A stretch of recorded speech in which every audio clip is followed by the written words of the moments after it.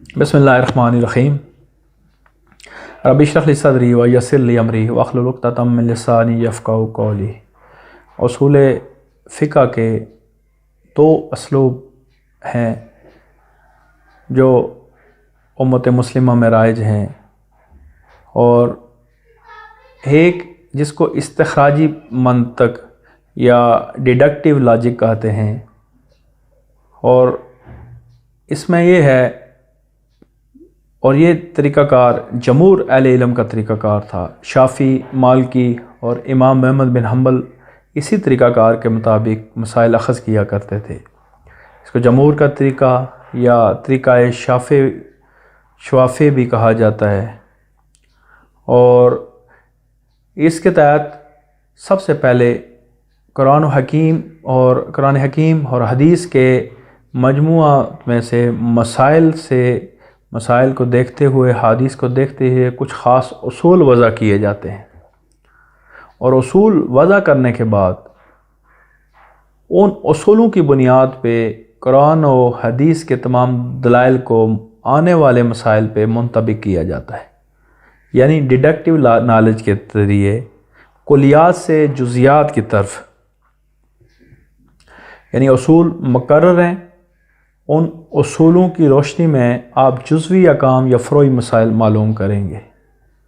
और तीनों फ़ुक़हा कराम और जमहूर तरीक़ा यही है कि उसूलों से मसाइल निकालेंगे। लेकिन दूसरा तरीक़ाकार जिसको अहले राय का तरीक़ाकार या हनफी तरीक़ा कहते हैं, और वो आपका इस्तिक़राई मंतक यानी इंडक्टिव लॉजिक कहते हैं उसको, कि सबसे पहले फ़ुक़हा के इज्तिहादात पे गौर किया गया और उन इज्तिहादात की रोशनी में मालूम किया गया कि किन उसूलों के तहत वो इज्तिहाद किए गए।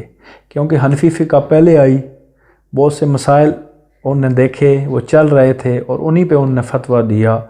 तो इमाम अबू हनीफ़ा और उनके साहिबैन ने जो मसाइल अख़ज़ किए, बाद में उनकी शागिर्दों ने उन मसाइल में से उसूल वज़ा किए।